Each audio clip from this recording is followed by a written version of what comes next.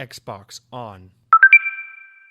Welcome to Xbox On, a podcast with one host about one console, the Xbox One. I am said host, Jesse DeRosa, and on today's episode we'll be talking about the latest and spookiest Xbox news for the week of October 31st, 2019, including it's Halloween, baby. Xbox All Access is coming back from the dead, and this time it has the option to upgrade you to the new and haunting Project Scarlett. Ubisoft delays a number of games in the wake of GHOST Recon Breakpoint's disappointing performance, and more.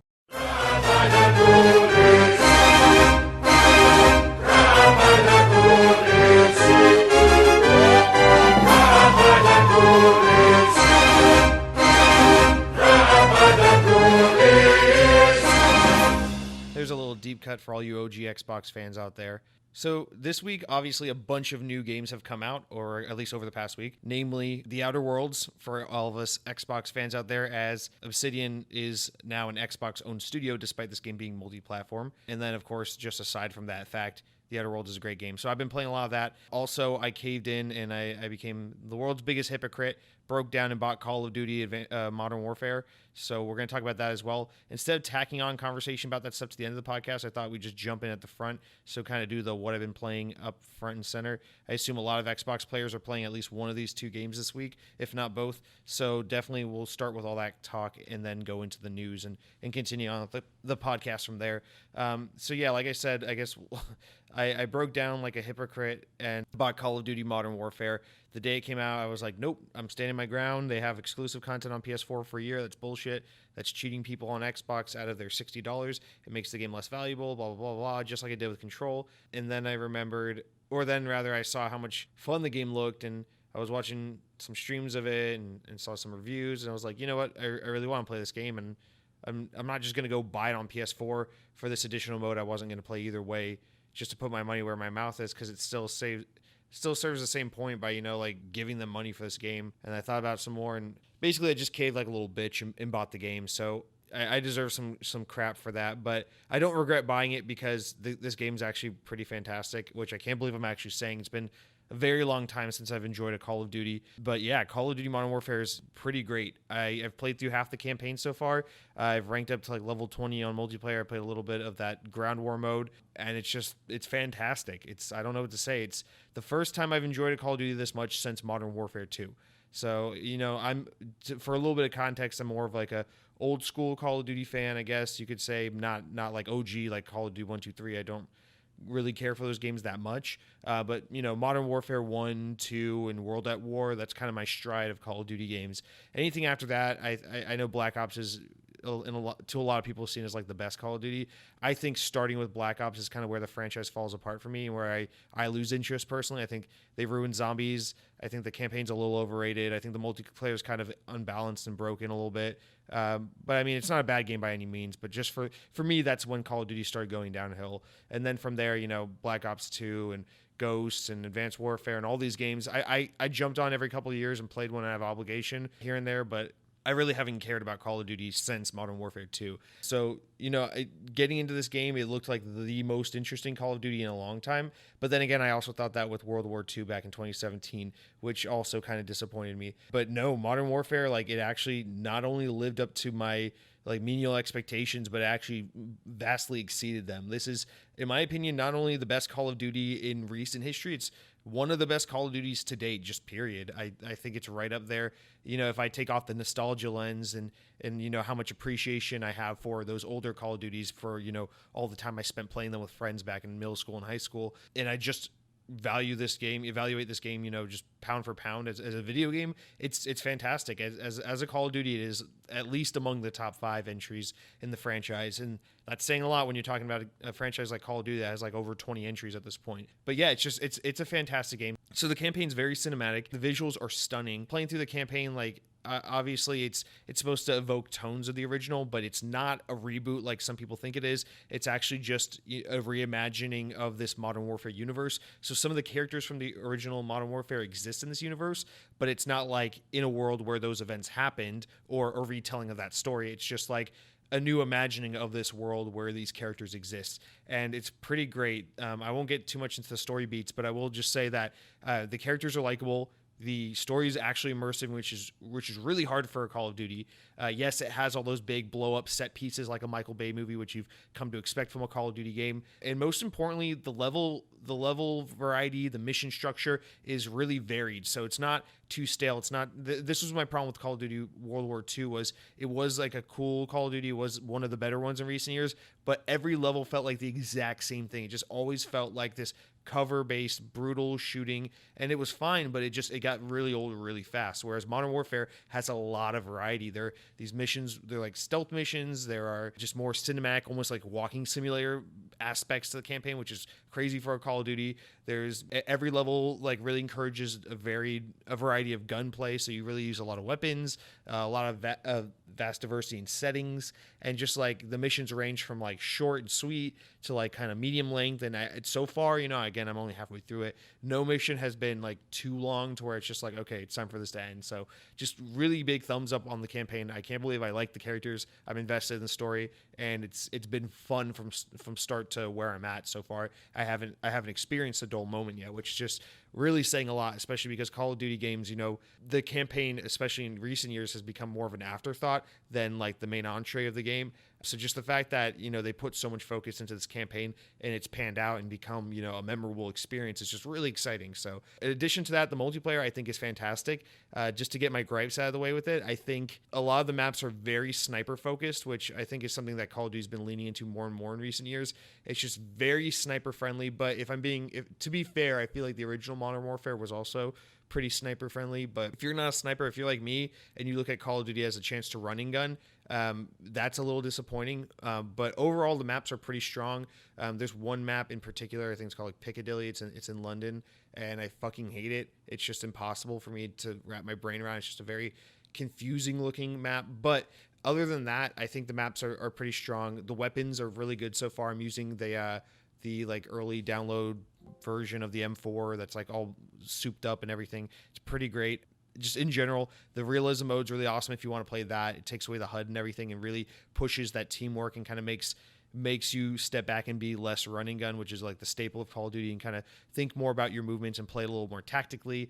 The ground war mode, which is like the open big team battle mode, is very much like Battlefield, but actually good, unlike Battlefield, which is just always such a slog to play of a shooter, in my opinion. So it's just, I don't know, everything about this game, I'm just really high on it. Particularly my favorite addition or feature to this game is the kind of ability to mount your gun. So I've always viewed Call of Duty as kind of like the best paintball game of all the shooters out there in the world, even better than any paintball game when, paintball games were actually a thing. As a big paintball fan, I feel like Call of Duty is such a good adaptation of paintball because it's such a low time to kill. It's basically 1 to 2 shots kills your guy. So it's just very fast action game, but it doesn't always have the cover based mechanics that kind of align with paintball. Not that anyone in the fucking world is looking at Call of Duty as a video game substitute for paintball, except me, of course. But what I really like about it is they have this new mechanic where you can kind of snap into cover rather, and then like mount your gun to the wall or to the bottom of a bunker, and then kind of pop out and snap shoot, which I really love because it allows you to kind of really utilize cover more, especially if you're on a map where I think this really balances for players like me who don't want to snipe. It really balances those sniper maps out a lot. So if you're in a position where you're not good at sniping and you don't want to snipe, but you're in a map where everyone else is sniping and you're constantly being shot every time you run, this really allows you to play a little more stealthily, but still use kind of the guns you want, which for me would be something like an assault rifle. So you can kind of take cover and like find out where your target is and then kind of snap shoot them, which again makes it, to me, it's like more like Call of Duty becoming paintball to me, which is a lot of fun because it's something I enjoy. And just the mechanic works so well. You kind of aim down sights and then just snap into like a window or a target and shoot your guy. And you can also reload while you're in aim down sights or while you're snap shooting. So it really makes the combat a lot more dynamic and versatile without really compromising the core mechanics of Call of Duty, as a lot of more recent Call of Duties have done with kind of like your double jump and your wall running, which is kind of really screwed with the formula. So I feel like this was a really tasteful way of kind of elevating and adding to the gameplay while also really remaining true to not only what Call of Duty's traditionally been, but what Modern Warfare fans expected from another Modern Warfare game. So nothing but thumbs up all around for Call of Duty Modern Warfare. If you haven't played that game, I'm sorry, I know it's hypocritical of me what I was saying earlier about kind of boycotting it for the exclusive content that was only on PlayStation for the first year, but this game is really good. And if you're like me and you were a lapsed Call of Duty fan, you're looking to get back into the franchise, or this game has piqued your interest for the first time in a long time, I really think it's worth a try. And even without that survival map that is only on PlayStation, which this sounds kind of like, a revisionist history thing. I wasn't really excited about playing it anyway. And it seems like kind of an afterthought of a mode. It's just one map, and people don't seem to be taking to it all that much. So it seems like you're not missing out on any of the core content, which really isn't the point, of the exclusivity bullshit. It's still not right, just in principle, that one console gets a mode for a full year before another one does. But if you were worrying that like a core element of this game is missing on Xbox, it's not. Of course, the core tenets are the multiplayer and the campaign, which are there in full swing. And this game, just as a side note, it's also crossplay, which you can toggle on and off. So make sure you're aware of that if you don't want to get smashed by some PC nerds. In addition to that, I think the benefit of it being crossplay, and this is, I think, the consequence, the reason why Xbox got shortchanged on that survival mode is because with the game being crossplay, it means all DLC is released on all platforms at the same time, because otherwise it would fuck over the player base and screw up the ability to do crossplay, which is, I think that was their reasoning for going exclusive mode on PlayStation rather than the traditional 3 months timed content DLC that Call of Duty's been known to do ever since Black Ops Modern Warfare 2. So that's just my quick notes on Call of Duty, having played it a lot this week. I'm excited to play a whole lot more of it.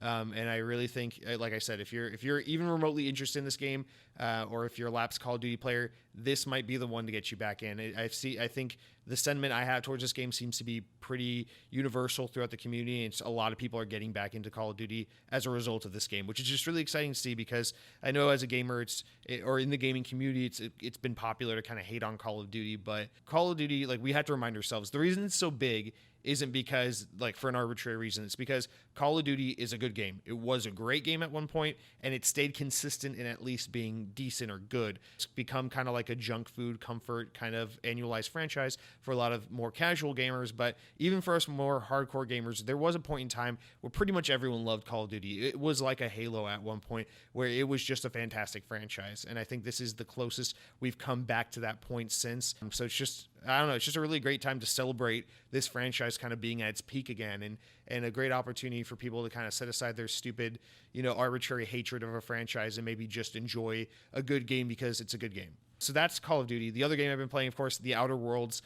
This game is also really fantastic. To preface with this game, I'm not traditionally a big RPG person at all, whether it be JRPG, Western RPG. If I'm going to lean into an RPG type game, it's going to be something more akin to this. Whereas with a Japanese role-playing game, the reason why I usually hate those games is because it's very grindy. It's extremely heavy on the combat, which gets really repetitive and redundant after a while. The stories are convoluted, and the games last 60 hours. With games like this, it's kind of a different ball game, but still the main problem is being that these games are super long. It's 60 hours I don't want to waste on a video game. But, unlike my traditional gripes with a Skyrim or a Fallout or something like that, what I really love about The Outer Worlds is that it's not too long. It's not too long in the tooth. It's not too combat heavy. It's not too dialogue heavy. It's kind of what you make of it.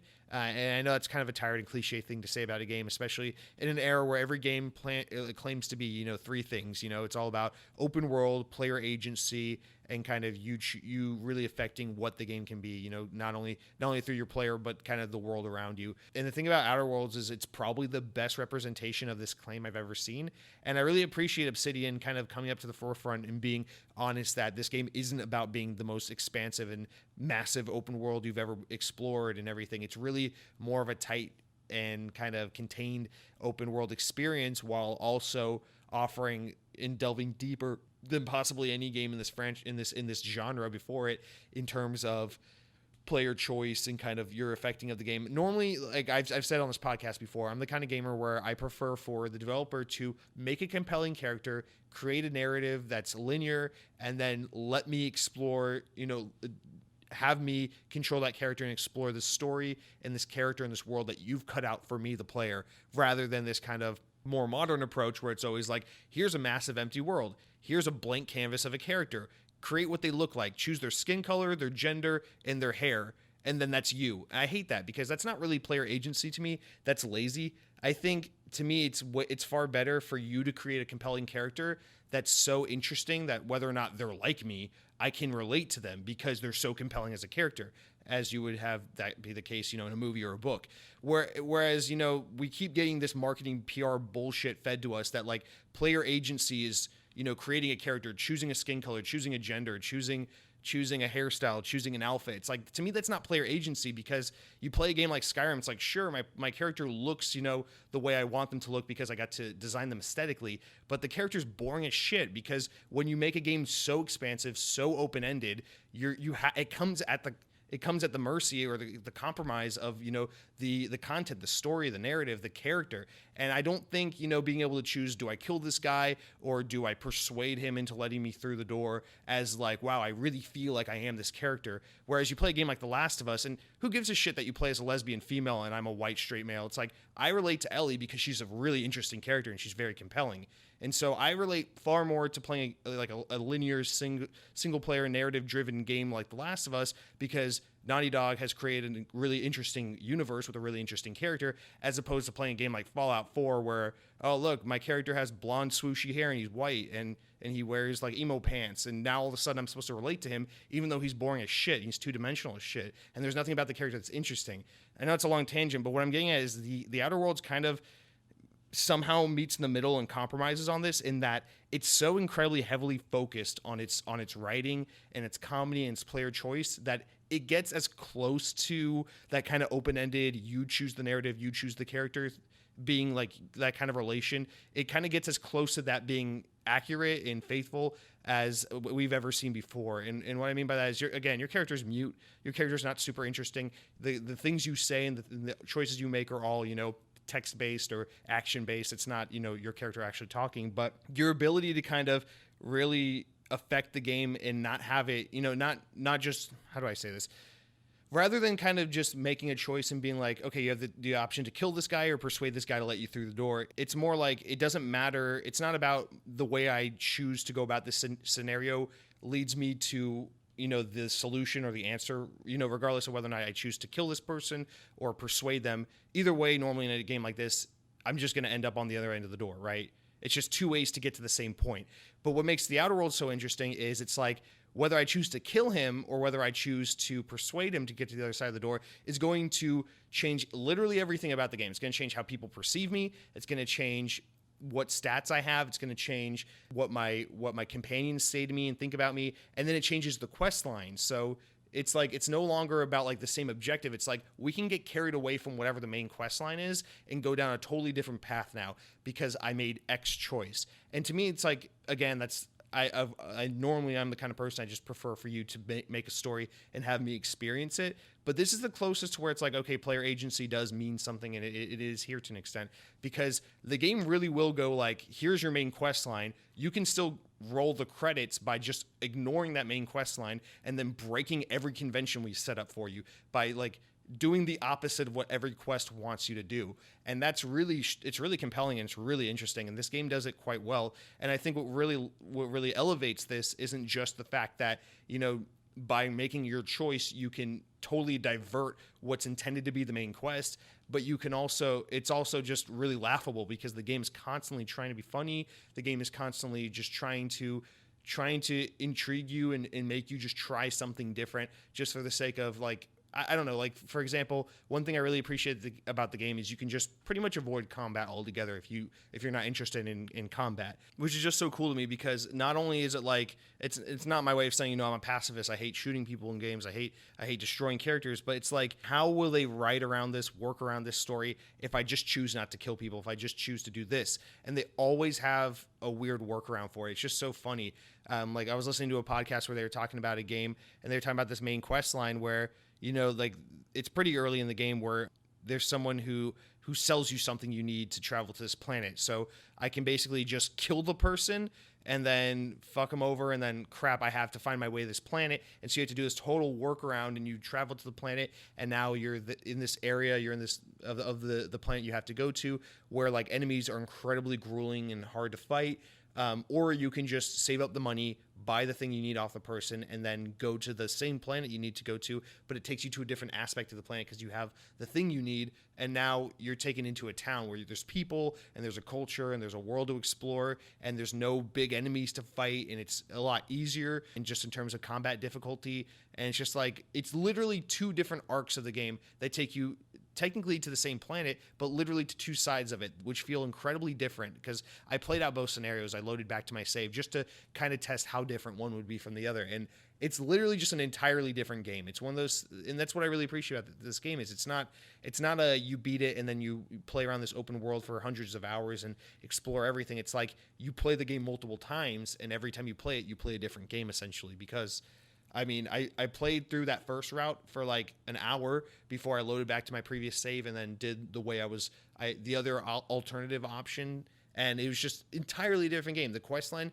completely changed in one scenario. I didn't even have to go to that town or meet those people or meet that new companion or take that new quest line. I just basically diverted all of the story by just playing through this open environment of like grueling enemies. But then I loaded back to my save and I took the other route, and now I'm exploring this town. I met this new companion. I started a new quest line. I explored this new like outpost and then this new like kind of open environment with a different enemy type. It's just incredible. Like the game is just entirely different depending on those decisions you make, which obviously is, you know, the selling point in a game like this. But what's impressive to me is that it's the first time I've played a game like this where I've really felt like that was the selling point and not just kind of the marketing jargon or the kind of, you know, the kind of bullshit cliche of the genre. So Outer Worlds is really incredible. I will also say, you know, that was incredibly long-winded, but I will also just say the combat, the guns, they feel pretty great. There's a great variety of them. There's melee weapons, and they range from like traditional guns to like wacky, zany sci-fi weapons.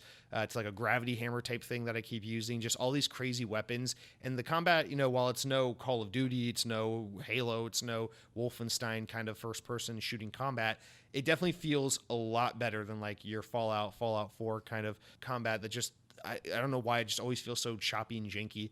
And they have a kind of VATS alternative. It's a meter that fills up on its own, and it slows down combat time for a limited amount of time. So you can kind of like get these focus shots if you're fighting a large group of enemies, which is pretty cool. And then your companions, you can level them up, and they can actually become quite powerful and really help you out in battles. They're not just support. They can actually get to a point where they're more powerful and more impactful in the combat than you are. Just overall, the game is aesthetically beautiful. The worlds look really interesting. It looks kind of like No Man's Sky kind of color palette, but with actual like well-built worlds where every like area you explore actually like matters. It's not just a bunch of open empty space like a Zelda Breath of the Wild where you're just exploring nothing and it's just open for the sake of being open. And also, just most importantly, nothing is too open, which is my favorite part. The game kind of feels linear despite being so open-ended in how you approach it, which is what I most like about the game. I haven't gotten lost once. I haven't gotten to a point where I'm just like trying to get from point A to point B, but it's such a long trek because it's such a big world. It's like you just fly your ship here, you walk into the outpost, you fly your ship there, you walk into that cave, but everything's kind of close in proximity while still feeling open. It's just very well put together, very well done game. The writing's really nice, although I do feel like I'm a little lost on some of the humor, as most of it seems to be like a nod to various sci-fi franchises and shows and video games. So as someone who's only kind of familiar with Fallout and hasn't played the other things that have inspired this game, I'm not too familiar with some of the nods, but overall the writing is very well done and very funny. So huge thumbs up to Outer Worlds. Remember, this game is available for free via Xbox Game Pass, and Obsidian is now an Xbox-owned studio. So if there's to be a sequel to this game, maybe it will be an Xbox exclusive. I don't know how that works because I don't know what the previous publishing deal is for Outer Worlds, if Obsidian fully owns that IP or how that works. And this game is leaps and bounds better than, you know, the games it strives to be like, which is like your Fallout kind of games and things like that. So it's just, this game is proof that Obsidian was a big get for Microsoft, and they are going to continue to make some great content for this platform. So just an awesome game all around. But now, with all of that said, all of my impressions of those two games out of the way, let's jump into this week's news, which is a little bit of a shorter news week, but that should be expected as all the big fall games have started to come out. Now we're kind of into that lull in terms of information. So let's just jump into the news. All right, so we only have like 6 news stories this week, but a couple of them are pretty notable, so some interesting stuff to dig into. Starting out, I just want to start with a lighter one, again, in celebration of the greatest holiday of the year, Halloween. Let's start out by listing out a final roundup of Xbox games with Halloween tie-in events, or tie-in modes that were announced this week in celebration of our favorite holiday. A few games have begun some new Halloween events in the past week since our last episode, so just to kind of list them off, these come from Xbox Wire. We've already talked over some of them, like Apex Legends and Destiny 2 and things like that. But additionally, we've got a pumpkin ball in Gears 5. So the Xbox Wire post reads, celebrate Halloween in Gears 5 with the pumpkin ball event versus featuring oversized jack-o'-lantern heads, or take part in a 20-wave horde event, The Man's Monster, featuring Halloween-themed swarm enemies. Both events include earnable rewards and are online through November 5th at 10 p.m. And if you want more, Gears Pop, the mobile game, is also getting a Spirit of the Hordoween event running now from November 1st. So that's like basically a one-day event if you're listening to this podcast today on Halloween. All right, our next one is the Overwatch event. I know Overwatch is a horrible, horrible plague on this world, but we'll push through anyway. Overwatch is coming back with 2019's version of the Halloween Terror event, which means we can look forward to some spooky events and even spookier looks. The description reads, you'll have the chance to earn 5 new legend skins, 3 new epic skins, in addition to new sprays, icons, emotes. God fucking damn it. We're going to just skip on to State of Decay 2, another Xbox game, that the swine and bovine Halloween costume pays gory tribute to the chain of restaurants dotting the abandoned landscapes of State of Decay 1 and 2. Players can unlock this new limited time outfit by playing State of Decay 2 until Halloween, and that's a little thing you can unlock. The next one is the Witches Festival in the Elder Scrolls Online. This runs through November 4th. Basically, it's an in-game event that you can start off by competing the Witch Mother's Bargain Quest in the Crown Store. You'll have to use the Witch Mother's Whistle that you get as a reward to summon the Witch Mother's Cauldron, which grants you and your party a 2-hour 100 XP buff that stacks with all other XP bonuses. And then there's some more stuff like collectibles and costumes. So you can look forward to that if you play that game. And then Rainbow Six Siege has a survival kind of Halloween event. Let's see, it says a band of exterminators have been called in to reclaim a castle house. Okay, whatever that means. Basically, now through November 6th, players can play this special hide-and-seek game mode where the defenders must try to survive until the end of the round, unless they can manage to eliminate the powerful attackers first. Does your team have what it takes to survive Doctor's Curse? So if you play Rainbow Six Siege, and then the last one we have here is a Rocket League one, and it's themed to the Netflix show Stranger Things. So it says, Stranger Things have invaded this year's Halloween event in Rocket League on Xbox One. Available now through November 11th, play as a chilling version of the Farmstead Arena that now has watched over by the terrifying Mind Flayer in the Upside Down. If you're able to make it out of Farmstead in one piece, you'll earn a candy corn that can be used in the Haunted Hollows event store that houses some extra specials like a Demogorgon player banner, a Scoops Ahoy avatar border, and a Hawaiian Hopper decal, plus some top secret wares developed by Hawkins National Laboratory. Sorry. No, that's cool. No one's still playing Rocket League and getting that shit. So that's just a couple Halloween events. But to get into our first real news story, this is a big one mentioned at the top of the show. So Microsoft, in their continued effort to be the greatest game company with the greatest deals in video game history, has brought back Xbox All Access. And this time you can even get a Project Scarlett console through this service. So for those that don't remember, this was something they did last year for a short period of time. It was essentially a subscription thing where you would finance either an Xbox One S or One X, and it would come with Xbox Live and Game Pass, and it was like a 2-year subscription. So it was like a 2-year finance subscription deal where you got the console, controller, those 2 subscription services. And then by the time you're done financing it, you really didn't pay anything extra for the console. If anything, you saved money. And it was just an incredible value for players looking for a cheap way to get into the Xbox ecosystem. So now they're bringing that back, and they're saying it's coming back, and it'll be available in the US, the UK, and Australia.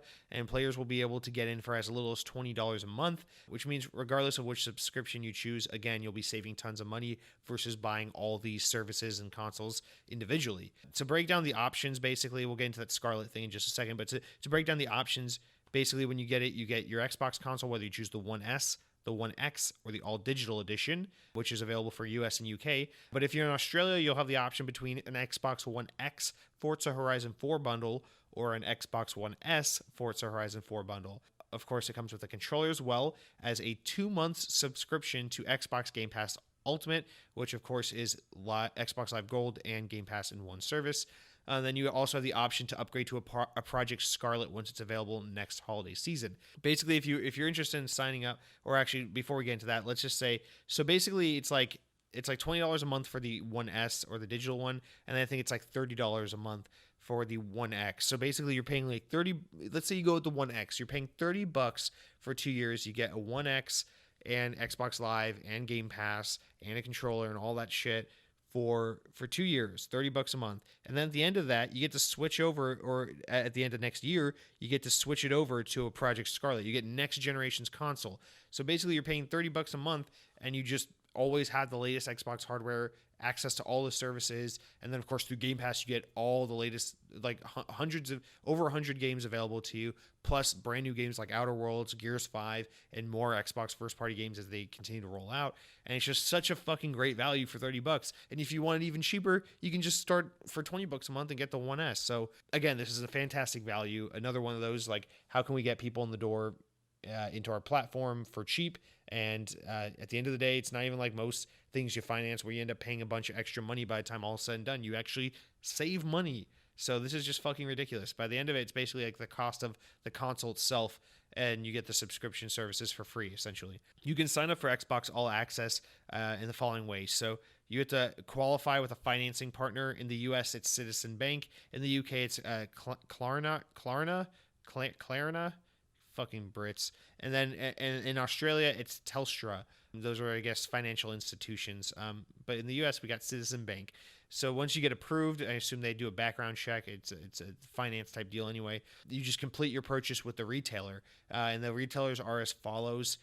In the US, it's Amazon.com exclusively. In the UK, it's in-store at Game, or in-store or online at Smith's Toys. And in Australia, it's in person or online at Telstra. So couples options, I guess, if you're in the US here. You really just have the one option, Amazon.com. And then lastly, you can get it on Xbox All Access right now. It's already begun. So in Australia. So if you're in Australia, go ahead and jump on that shit now if you're looking to get an Xbox One X and then upgrade to a Scarlett. If you're in the UK, it begins in just a few days on November 5th. And here in the US, we got a couple weeks till it begins on November 18th. So this, again, is just one of those incredible services, incredible values that Xbox has. It's one of those, how can we grow our player base and make it as big as humanly possible before we go into next generation? So because, again, this is one of those things that's going to be so critical to next generation. If you look at what we know, what Xbox is doing, ramping up for the next generation, and then we look at what Sony and PlayStation are doing for their next generation of hardware, the one thing that's kind of like the kind of difference between the two is Xbox is really gearing up for a super powerful, like swinging dick, big generation of games. You know, they have all these new studios developing all these new games. They have all these new services that are super robust and super user friendly and super well priced. And then they're building what they're touting to be the super powerful next generation box that's going to cater to gamers and have games. And then on top of all that, they're going to have all these services like xCloud and game streaming where you can just play your Xbox games no matter where you are. They're really positioning Xbox, as I keep saying, to be as powerful and as big as possible. But on the converse side, you've got PlayStation where they're kind of teasing PS5 and they're just like, it's going to be powerful. It might have backwards compatibility. We're trying to figure that out. It's going to play games.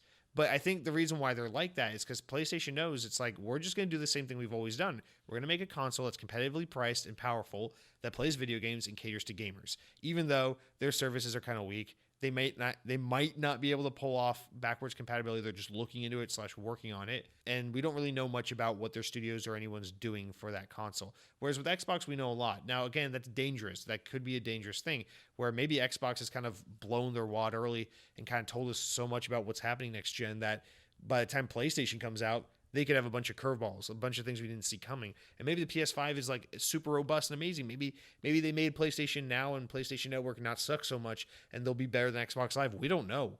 But it's just PlayStation's playing a really quiet game, whereas Xbox is being really competitive. And I think what really matters when the next generation rolls out is Will PlayStation be the most robust place to play games and have gaming services, or will Xbox be? And if they're both extremely competitive, then it's going to be really easy for people on PS4 to just stay with PlayStation, since that's the ecosystem they're already embedded in. And then same thing for Xbox fans. If Xbox Scarlett is an incredible device, it's going to be so easy for Xbox gamers to stay with Xbox because they're already embedded in that ecosystem. But when PlayStation 4 has outsold Xbox One 2-1, it's going to be so much easier for the larger majority of the built-in gaming console player base to stick with the side that's already won this generation. That's what's so critical to keep in mind is last generation, the PlayStation 3 and Xbox One were kind of neck and neck in sales. And then the PlayStation 4 was able to kind of poach so many of those Xbox 360 gamers this generation because the PS4, or because even though the Xbox 360 was about, your platform, your community, at the end of the day, it was really about like the games you owned on disc and your achievement points. But this generation has changed the game so much because now we have almost over half of gamers, buying their games digitally and getting free games with gold and PS Plus games every month. And, online gaming is bigger than it's ever been. And we play all these games as a service, and only some of them are crossplay. So it's so critical for Xbox to get as many games crossplay as possible, to position their services to be the best and most affordable and most user-friendly as possible, to offer you to be able to play Xbox content everywhere you can. Because if PS5 and Xbox Scarlett come out, and they're both pretty neck and neck in terms of power, services, capabilities, why do these 100 million PlayStation 4 gamers need to jump ship to Xbox? Because they're already on PlayStation, where the services are good, the games are good, the games are there, the console's powerful. Why do they need to lose their trophies, their friends lists, their kind of communities within these open world games and these games as a service games and all these digitally downloaded games they've accrued via purchases and PlayStation Plus? Xbox really has a lot more to fight for to get people from PS4 over to Xbox Scarlett than PlayStation had getting people over from 360 to PS4, if that makes sense. It's just because we're more embedded in these ecosystems than ever before. So it's going to take, even though, of course, at the end of the day, and when it comes to marketing, we really have to position this as games, because that's all gamers want to hear. It really is about a lot more than games. And it's about, will these games be crossplay? Can someone jump ship to Xbox because, well, I always play Destiny with my friends, but, now it's crossplay. I guess I can play it on Xbox Scarlett. I guess I don't need PS4. I guess I don't need to keep with PS5 to play with my friends. I could go to Xbox because now the game's crossplay. So that's really critical for Microsoft, right? And things like that. So it's just really, I think initiatives like this are, let's swoop up and try to get as many people on Team Xbox as possible going into the next generation, so we can position this brand and we can position this console to really thrive on the Scarlett. Because again, when people are so deeply embedded on their platform, it's going to be really hard to pry people away. And that's, that we see that battle happening every day on PC. That's why the Epic Store has to be so cutthroat and so brutal to get people over from Steam. That's why initiatives like EA's Origin and Ubisoft's Uplay and all these other services keep failing. And even to an extent, Xbox on PC has failed to do a touch of what Steam does, because Steam is just so competitive, it's so massive, and it's where so much of the player base is that it's good luck getting people to jump ship at this point. They're so deeply embedded in that community, in that ecosystem. So anyway, but again, this is a great service. This is a great option for people looking for an affordable way to get in on the Xbox brand. And it's really incentivizing when you have a cheap way to get into next generation's hardware, which is, of course, the big key factor in all of this. Our next story is that Ninja Theory, Xbox's recently acquired UK-based studio behind the critically acclaimed Hellblade: Senua's Sacrifice and the upcoming 4v4 multiplayer game Bleeding Edge, are embarking on a new project that utilizes themes explored throughout Hellblade with industry-leading gaming technology. Although the end result is not a traditional video game, but rather a new R&D effort driven by technology and gaming to explore, discover, and relay the struggles behind mental illness. From the Xbox Wire, the post reads, "The Insight project will take shape over several years, but it is being announced early to encourage an open and transparent approach to its development. It is an exploratory but experimental guide project that aims to deliver a mainstream solution to help treat mental suffering and encourage mental well-being. We plan a program of gaming technology and scientific development that will lead self-contained, individualized, and absorbing game experiences which people can become an expert at recognizing, responding to, and ultimately controlling their own fear, anxiety, and other social negative subjective experience. The work will be underpinned by rigorous science principles to ensure its effectiveness and validity, and will adhere to strict standards of ethics and data management. This approach will be widely and conveniently applicable, flexible to the needs of the individual, and critically enjoying and observing in its ways that will ensure enthusiastic engagement leading to make a sustainable change. Our goal is to help create and inspire a movement to help mental health treatment go mainstream. We hope you'll join us. So this is a super interesting one. I know it's like a little wordy and a little like scholarly. For those that don't know, there's a video that was released by Ninja Theory if you want to go watch it and get some more context for the story. But Hellblade was made in conjunction with basically a mental health psychologist, the scientists, and just like a team of people who just kind of study the inner workings of like a person struggling with mental illness. That game was praised critically for its kind of themes and tackling of mental health in its main character. So that's a game I still have been meaning to get around to, but I know that that's the thing that people really remember Hellblade for. So that's awesome. But what we're seeing here is that Ninja Theory is actually not working on a game. They're taking the successful aspects of Hellblade and using that to kind of explore in interactive media and in technology ways that we can help not only people with mental illness, but people who don't have mental illness to kind of see like, how does a person who struggles with anxiety or depression think? Why do they think this way? Why does it work this way? What are the signs of this? And to kind of engage with these ideas and these complicated issues in new ways that really evolve our understanding and our conversation around mental illness, which is just super interesting because this is not to take such an important subject and turn it into like a corporate or fanboy kind of discussion, but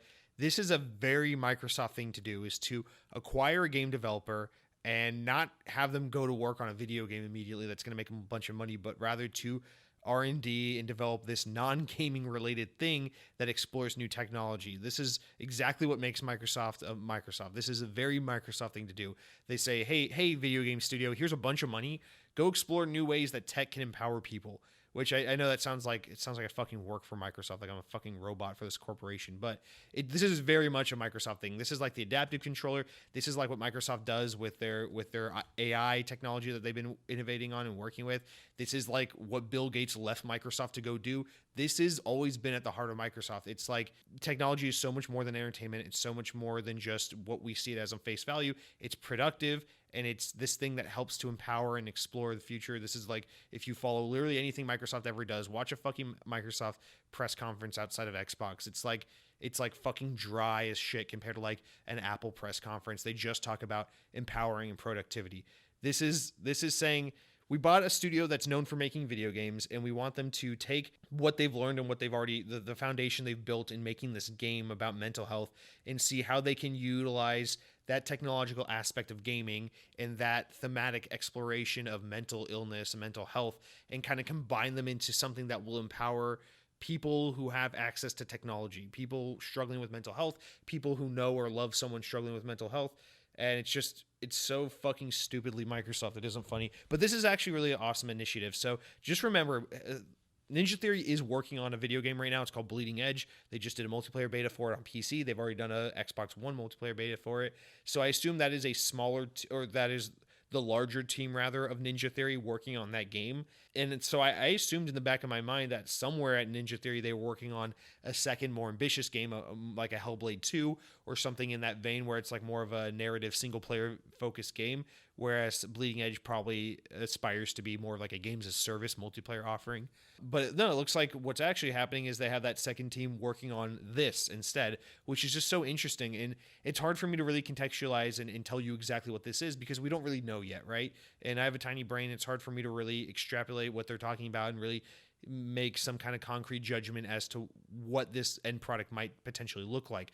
But in my estimation, maybe it's something like, it could be something like something you pop into your disc, or you pop a disc into your Xbox or download like you would a game, but it's really just a kind of insight using VR and AR and motion controls, and just kind of exploring, people with mental illness and kind of what that means, and kind of allowing like these complex visuals of what's happening in a person's brain, what kind of chemical compounds and whatever neurological connections are being made that make people kind of off and think the ways they do and react the ways they do in certain circumstances, to kind of help not only make people who struggle with these problems more understanding of their own conditions and more accepting of their own selves, but to help people who don't struggle with these things to kind of get a better grasp and learn kind of what their fellow man is dealing with, and kind of what it's like to be on the other side of this battle here. So it's just, again, I have no idea what this looks like at the end project. It's so vague.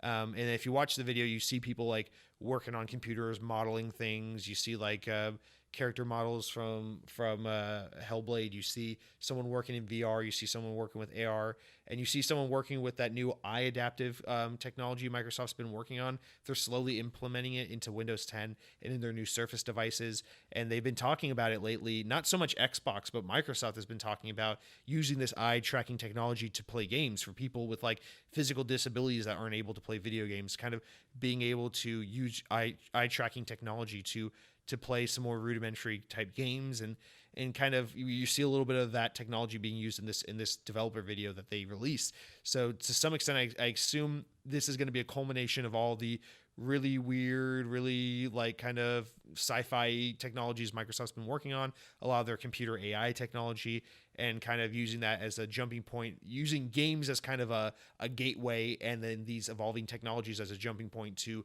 explore mental health. So again, I'm going to stop with this one because I'm not smart enough to be able to tell you what any of this means or where we're heading, but I just think this is a really exciting project, and I think it's just so funny that they bought a video game studio that's so renowned for this narrative-driven single-player game, and they're like, oh yeah, you guys want to go explore mental health and use technology as a vehicle to kind of engage with an audience about mental health? Go do that. Yeah, don't make a video game, just go do that. And just, I don't know, it's cool. And this is the kind of stuff that really can make a difference depending on, what they're able to do now with a Microsoft budget and with time to develop this stuff, and with time, access to an audience that's willing to engage with something like whatever they're making. So I'm not going to stop until I stop myself. So let's just jump into the next story. And that is this week, Xbox began rolling out a preview of Xbox console streaming for Xbox insiders. And you can try it now using an Android phone or a tablet, an Android tablet, that is.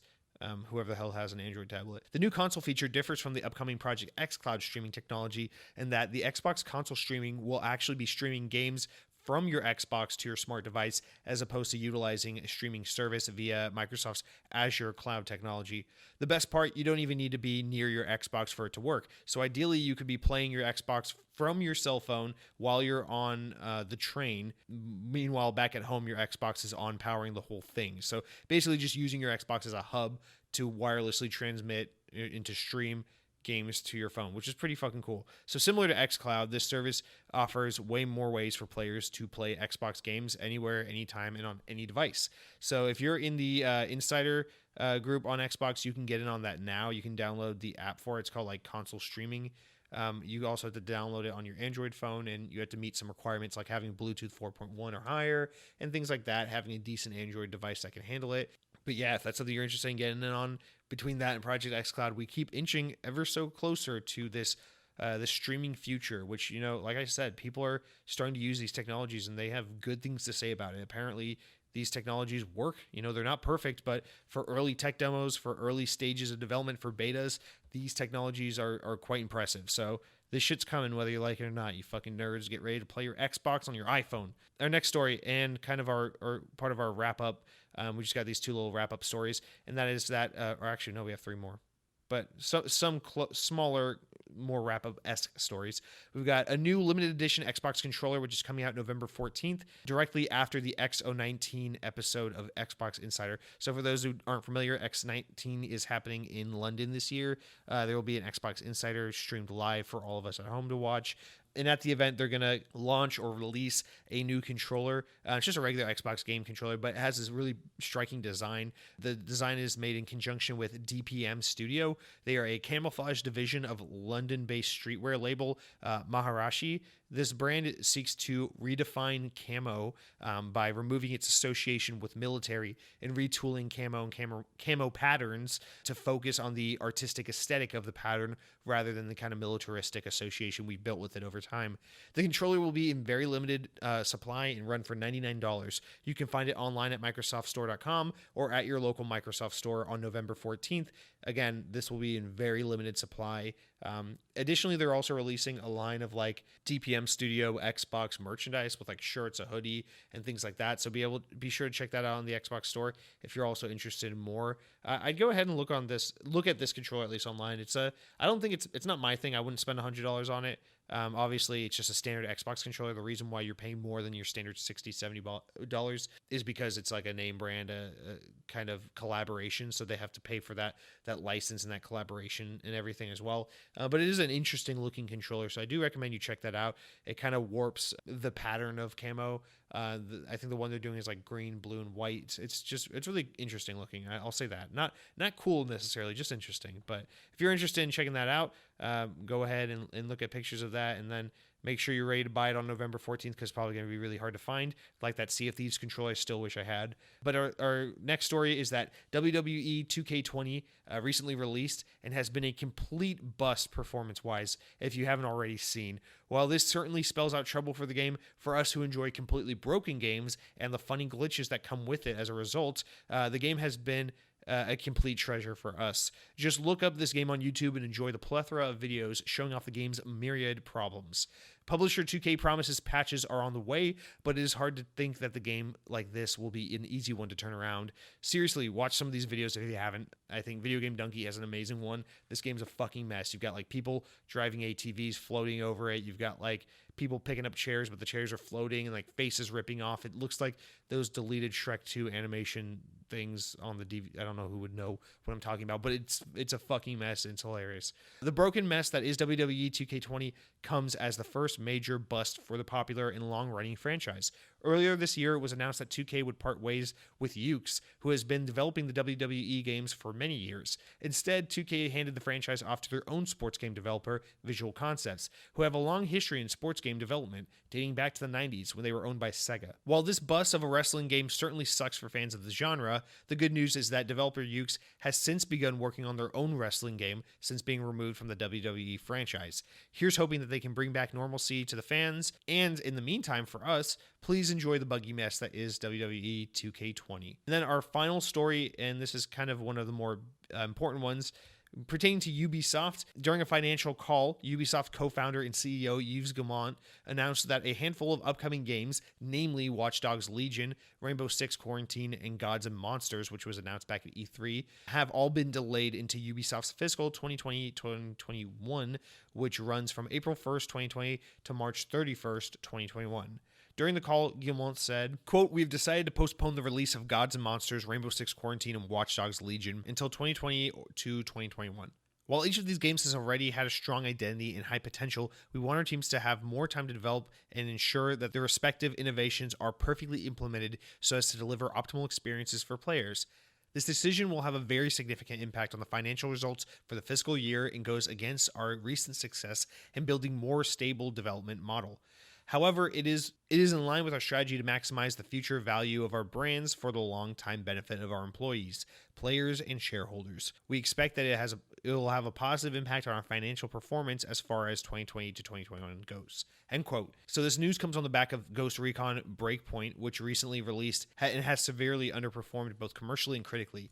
And despite performing relatively well, the Division 2, released earlier this year, has also failed to meet sales expectations. So this was Ubisoft being pretty blunt and straightforward about some lack of performance in their franchises and their kind of fear of the performance of these future titles, and saying that they really need to double down on quality and really nailing these games in order to hit that critical success mark, while also not fatiguing the audience and kind of throwing out too many games that are just going to flop potentially, because Ubisoft is a studio that relies on a lot of bigger games and not so much a lot of smaller games. And Ubisoft usually puts out games of pretty high quality. They tend to be one of those publishers that puts out a fair amount of games every year, and games of high quality. So this is very unlike Ubisoft to have a flop like Ghost Recon Breakpoint, especially because the last Ghost Recon game, Wildlands, which came out 2 years ago, which is like the first one in this new kind of Ghost Recon era, did pretty well both commercially and critically. Actually, I think it did very well commercially. I remember when that game came out, it just kept charting on NPD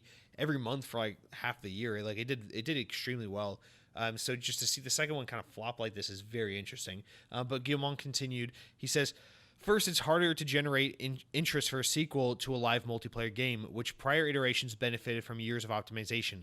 Consequently, we need to make sure that the game has more time between each iterations of live games. Secondly, our strategy of introducing gameplay innovations into our games has had a very promising impact on our brands. However, to win over players, these innovations need to be perfectly implemented in order to offer optimal experiences. This has not yet been sufficiently the case with Ghost Recon Breakpoint. While the change of the formula has been very well received by some players, with an average daily playtime per player of over 3 hours, it has also been strongly rejected by a significant portion of the community. Finally, Ghost Recon Breakpoint did not come with enough differentiating factors, which prevented the game's intrinsic qualities from standing out. End quote. And this part, two things. This gets exactly to where I think is the problem, the underlying problem. The second thing is that this is just as a side note, this is Guillemot being extremely open. I mean, obviously this is investors' call, but just as something that is like public knowledge, something that the public has their hands on, he's just being super brutally honest about this. And I appreciate that candor, honestly, because this is exactly where I think the problem lies. And it's that you get a game like Ghost Recon Breakpoint that is essentially like additional content to the game that came before it, Wildlands. I only played Wildlands for like 6 hours before I decided it just wasn't my thing, but people seem to really love that game, and from what I've seen of Breakpoint, it looks like just exactly more of the same shit, which leads people to be like, well, why is that not just DLC? Why is that not just expansion? Why is that just not added content? These games that we play as like open world live service games, these kinds of Destiny experiences, why are we not just expounding upon the same exact game instead of just releasing sequel after sequel? It's the same reason why some people are just like, why did we need a Destiny 2? Why didn't we just keep evolving Destiny?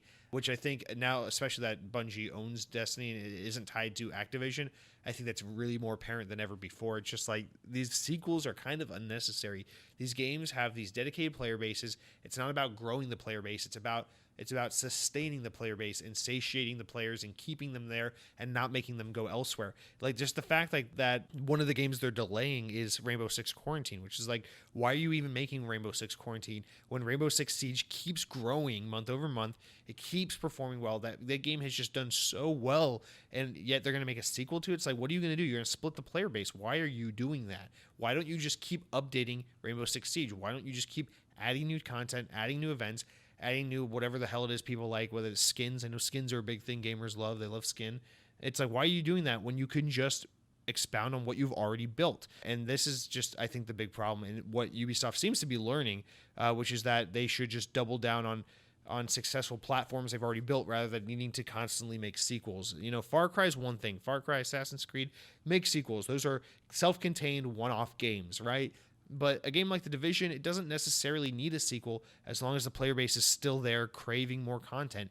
All you gotta do is just make more content. But, you know, companies get greedy and we have this kind of traditional mindset of once a game gets X amount of years old, it's time to make a sequel to it. You know, what happens in the next iteration. But in this new era where we have these games that kind of exist as a service, like your Fortnites and stuff, you just don't always need a sequel. Sometimes you just need to keep refreshing the content, adding and building and expanding the world of that game, rather than saying, okay, this is where game one stops, hard stop, and now we all jump on board to game two. I get the idea, but it just doesn't, I don't think it really translates as well in today's ecosystem.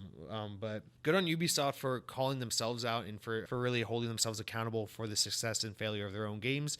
And hopefully this delayed time and kind of time to reflect and reassess will result in just higher quality content and better, more fully in tune with the community kind of approach from Ubisoft going forward. And so that's going to do it for our news this week. I know it's been a long one, talking a lot about Call of Duty, talking about a lot about the Outer Worlds, doing a lot of tangents, doing a lot of pumpkin spice, all that good stuff. It's Halloween. We're all having a good time. Let's wrap up this week's episode with just our games of the week and our November games of gold, which will begin tomorrow. So yeah, this week, there's surprisingly not a lot of games. Thankfully, we're finally getting over the bulk of this year's game releases. So just 10 new games coming out. A couple of them are actually of interest, but of course, I won't tell you that. I'll just judge them based off a screenshot and really undermine the hard work of these developers. Our first game is called After Party. It's on Game Pass on release day. I'm actually really interested in playing this. It's from the creators of Oxenfree, but instead of speaking highly of it, I'm just going to say clearly this game is a stupid game. It takes place in a bar, and there's some dead people, and it's a hipster game because the guy you play as has purple hair, so it's probably for fucking alt left, whatever that means. And then our next game is called Super Monkey Ball Banana Blitz HD. This is a remake of a Wii game, but now it's on PS4, Xbox One, Switch, and everything. And the only notable thing about this game is that once you beat it, you can play as Sonic the Hedgehog, so that's why I'm actually going to play it. But one thing to also notice is, if you're going to make a game HD, if you're going to remake a Wii game and put it on Xbox and make it HD, you should at least Xbox One X enhance it. But since they don't enhance it, there's a huge flaw in this game, and it's that the monkey you play as is constantly trapped in a bubble. You're constantly in this ball the whole time. So if you could enhance that, you could probably pop the bubble and get out of it and explore this vast world of banana collecting. But because they refuse to Xbox One X enhance it, you'll just have to play this stupid monkey game in a ball rolling around, which I know nobody would want to do. Our next game is called Xenocrisis. It's a return to form for our indie games. It's a shooter game. It's a pixel game. It's a good game. It's a really good game. You should download it. But it's not as good as this next game, which is called Police Chase. This next game is about chasing police, or I can't tell based off the name if it's about chasing police or if it's about police chasing you.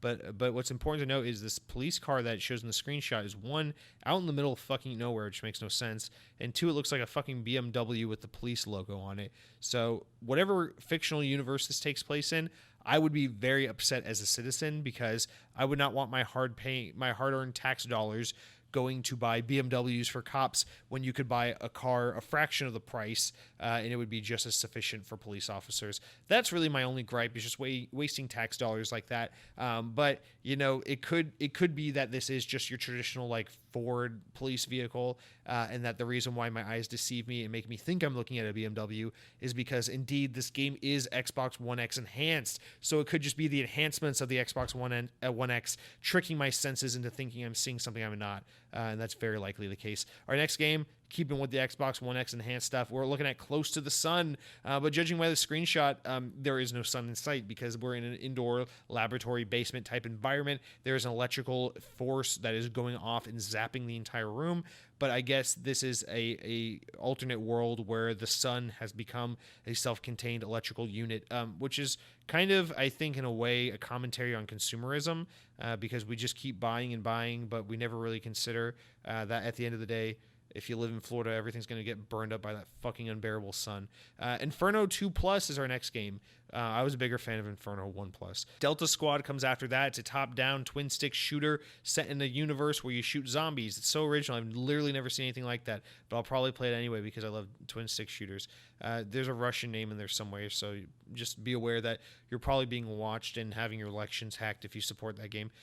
Citadel Forged with Fire is our next game. So this is one of those games where you play as like a wilderness medieval boy, and you fight monsters and creatures, and you get to explore open environments, and you get to exercise player agency by creating your character, and you get to use a staff, and you get to manage an inventory, and all those things I know you guys love doing so much. So you get to do that for 70 hours instead of having an actual fucking life. But the good aspect of it is, despite being an RPG, it's Xbox One X enhanced. And then our last two games of the week, we've got Race with Ryan. If you don't know who Ryan is, he's a popular YouTube. He's like 4 years old, and I'm super jealous of him because he gets all the Cars toys that I don't get. And then the last game is called Jalopy. So speaking of cars, this is a game, I'm pretty sure this has been on PC for a pretty long time, and now it's just coming to console. But yeah, you just play as this Jalopy. You maintain and care for your old shitty car. But the thing is, you're at a gas pump in this game, so My guess is that your car breaks down at this gas station and you're there just trying to pump it with gas. So like you're trying to fix a car, you're trying to work on a car. It's like a car mechanic simulator, but all you really have at your disposal is a car pump, as a gas pump to really work on the car. So it's like, oh, it needs a spark plug change. Well, we're going to have to make do with this gasoline. Oh, what's that? The alternator went bad or something. The alternator expired and it's soured. Oh, well, we'll just have to use this gasoline to fix the car. Oh, what's that? You got a flat tire? Fill the tire up with gasoline. So it's a really interesting game. It's really about using what you have at your disposal to try and make the most of a bad situation. So I'm really into games like that. It's really about supporting a positive attitude and kind of being resourceful. And then lastly, to wrap up this week, we've got, of course, our Games with Gold. Tomorrow is November, if you didn't know, you stupid idiots. So we got new games coming. We got an Xbox original game, we got a 360 game, and 2 Xbox One games. So let's go over real quick. Our first game throughout the entire month of November is Sherlock Holmes, The Devil's Daughter. Yeah. And then our next game is called The Final Station. I swear to God, The Final Station has been on Games with Gold before. It's a twin stick shooter. It's maybe it's been on PS Plus before. I swear I've gotten this game for free somehow, somewhere once before. But you got that from the second half of November through the mid half of December. And then our 2 older games, we got Star Wars Jedi Starfighter available for the first half of November, and this is an OG Xbox game, so that's pretty cool. Backwards compatible, of course. This game takes place like right after Episode 1, and the reason why you're getting a Star Wars game in November for Games with Gold is because we've got Jedi Fallen Order coming out. We're doing a little synergy. We're doing a little cross promotion. And then the last game we have here is Joyride Turbo, which is available from the second half of November through the last day of the month. And Joyride Turbo, I think that's the second in the Joyride franchise. That was that game that Xbox announced as a free to download thing that would be usable. It was like an Xbox. It was supposed to be like an Xbox Live game. You'd be able to download for free and play as your avatar and race. It was like a kart racer, and then they went back on that, and then like it came out like a year or 2 later, and it was not free to play, and no one played it, and it was dumb. I think Joyride Turbo is. I thought they made one that was like a Kinect version of it, but this is just Joyride Turbo. So if you like kart racing, if you like playing as your Xbox avatar, that's pretty cool. And that's going to do it for this week's episode of Xbox On. As always, effective like last week or whatever. I'm going to start ending the show with a new song every week by my buddy Eric Hudson. You may know him as BB Murder Case. That's his musical name. He's a musical boy, and this is his musical song. So happy Halloween to everyone. Thank you so much as always for listening. If you want to follow me on Instagram and social media for my spooky social media content, find me at the address Hanbrolo. And then take it away, Eric. Let's round out. Put me out of my fucking misery and end this week.